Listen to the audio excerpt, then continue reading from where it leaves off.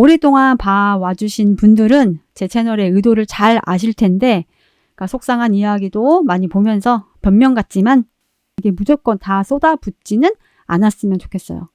우리의 노후를 고민하고 단단히 다지는 것도 아이를 사랑하는 방법. 사실은 제가 큰애에게 생색을 내다 한 소리 듣고 저도 생각을 일찌감치 바꾼 거예요. 물론 감사 표현을 가르치긴 해야 하지만요.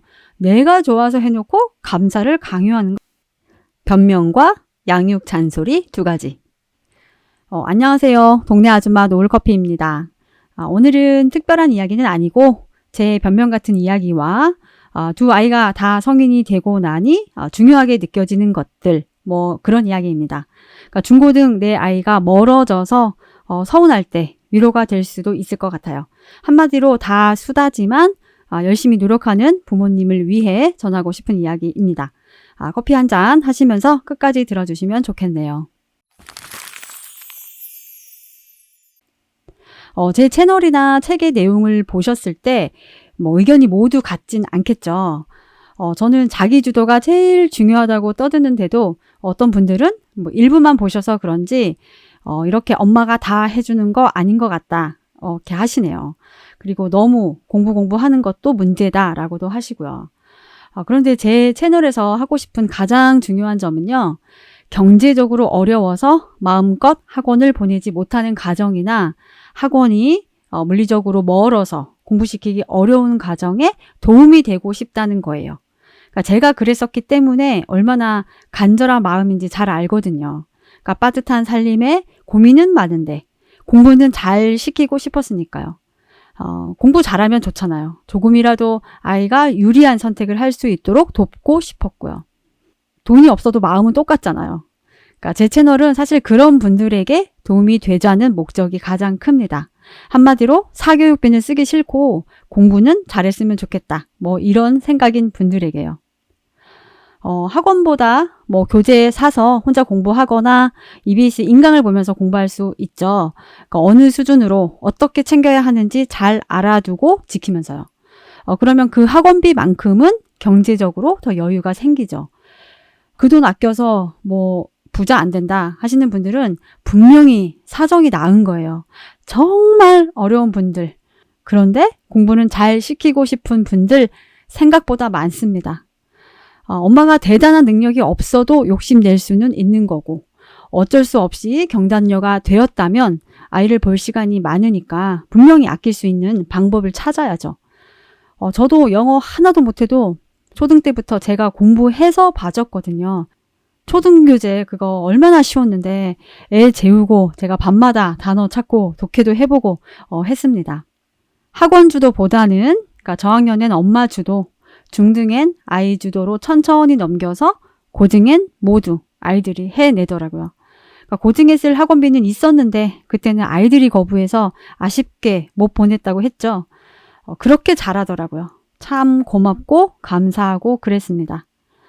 그러니까 오랫동안 봐와주신 분들은 제 채널의 의도를 잘 아실 텐데, 그러니까 속상한 이야기도 많이 보면서 변명 같지만 제 채널 기본 컨셉 한 번 더 소개하고 이렇게 넘어갑니다. 그리고 또 보태서 잔소리를 두 가지만 더 해볼게요. 두 아이가 다 성인이 되고 생각하는 것들요. 그러니까 아이들이 앞으로 솔직히 어떻게 자랄지는 저도 잘 모르고 궁금하지만 그래도 이제 지금까지 키우면서 생각이 정리가 되더라고요. 첫 번째는 사랑하니 덜 해주세요. 아이들이 다 크기 전에는 정말 후회 없이 사랑해주세요. 공부로 입시로 힘드시겠지만 정말 금방 지나갑니다. 빨라도 너무 빨라요. 지금도 참 그리워지실 겁니다. 그런데 이때 아이들을 사랑하기 때문에 덜 해줘라. 이렇게 말씀드리고 싶습니다. 아이들에게 해주고 싶은 거 정말 많죠? 경제적으로 부족함 없이 다 해주는 경우도 많으셔요.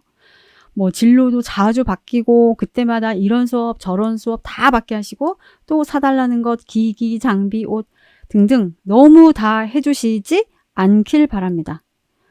물론 대기업 맞벌이로 외동 키우는 집과 둘 이상 키우는 전원맘이 같은 선택지는 이제 아니겠죠. 당연히 방법이 다를 거예요. 그런데 일반적으로 사랑하기 때문에 무조건 너무 잘 해주니까 그러니까 웬만한 것에는 이제 기뻐하지 못하고 부모의 희생도 당연하게 받아들이는 경우도 많은 것 같아요. 그러니까 영원히 해줄 수 있다면 모르겠지만 우리가 그럴 수는 없잖아요. 그러니까 아이의 행복을 위해서라도 더 주고 싶고 다 주고 싶어도 지금은 덜 주시길 바랍니다. 전 다 이면지 쓰게 했고 교재도 중고로 사주던 사람이었죠. 그러니까 적당한 경제적 결핍은 동기부여를 위해서도 꼭 필요하다고 생각하거든요. 특히 전업맘이시면 사교육 대신 집 공부 해보셔요. EBS도 있고 스스로 해내는 경험도 중요합니다. 더불어서 이제 엄마인 우리 자신이 또 너무 소중하잖아요. 우리 노후를 저당 잡히고 아이들에게 무조건 다 쏟아붓지는 않았으면 좋겠어요. 우리의 노후를 고민하고 단단히 다지는 것도 아이를 사랑하는 방법입니다. 우리 아플 때나 노후 생활을 저도 살기 바쁜 아이들에게 기대면 안 될 것 같아요. 그런데 문제는 노후 준비할 시간이 생각보다 너무 적어요. 그러니까 대학생이 되어도 돈이 적지 않게 들고 취업 전까지도 시간이 상당히 길잖아요. 그런데 50대 중반, 60대까지 주변을 보면 정년도 짧고 생각보다 정말 많이들 힘들어 하십니다. 그러니까 막연하게 하지 마시고 더 고민하는 시간들 만들어 보셨으면 좋겠습니다. 그리고 두 번째는 우리가 원해서 하고 있다는 것을 기억하세요. 정말 꼭 드리고 싶은 이야기예요. 우리가 아이에게 하는 많은 것들은 아이가 원하는 것이 아니고 우리가 원해서 하고 있다는 것을 절대 잊지 않으시면 좋겠어요. 위의 얘기와 상반되는 이야기 같지만요. 일단 아이에게 해주는 것들은 우리가 좋아서 하고 있는 거예요. 공부 봐달라, 학원 보내달라 하는 아이들도 있지만 대부분 아이를 위해서 부모가 원하기 때문에 하는 것들입니다. 그러니 아이가 고등이 되고 어른이 되었을 때 그걸 감사해 한다면 좋겠지만 또 그렇지 못하더라도 너무 서운해 하실 필요 없을 것 같아요. 아이가 어버이날 편지 쓰고 선물 사주고 해주면 정말 눈물 나게 감사한 거지만 그렇지 않다 하더라도 너무 서운해 하실 필요 없다고요. 사실은 제가 큰애에게 생색을 내다 한 소리 듣고 저도 생각을 일찌감치 바꾼 거예요. 물론 감사 표현을 가르치긴 해야 하지만요. 내가 좋아서 해놓고 감사를 강요하는 건 아니죠. 또 이제 워낙 초중 때는 이제 소소한 비밀까지 엄마와 다 나누던 그 절친 같던 아이들이 중고등 되고 사춘기가 되면 멀어지죠. 근데 그것도 그렇게 서운해 하시더라고요. 영범이 엄마처럼은 아니어도 내가 어떻게 키웠는데 그 마음이 이제 들기도 하나 봐요. 그런데 이제 아이는 이제 아이 자신을 찾아가는 시간이 필요한 것 같아요. 다시 말하지만 정말 우리가 좋아서 했다는 것을 꼭 기억하시길 바랍니다. 어떻게 키웠긴요. 내가 좋아서 열심히 키웠죠. 내가 좋아서 한 거지 이 생각을 하면 서운할 일이 없답니다. 가끔씩 아이가 해주는 것들도 훨씬 더 기쁘고 감사한 마음이 들고요.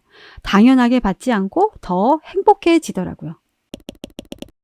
그러니까 수다도 정리를 해보면요.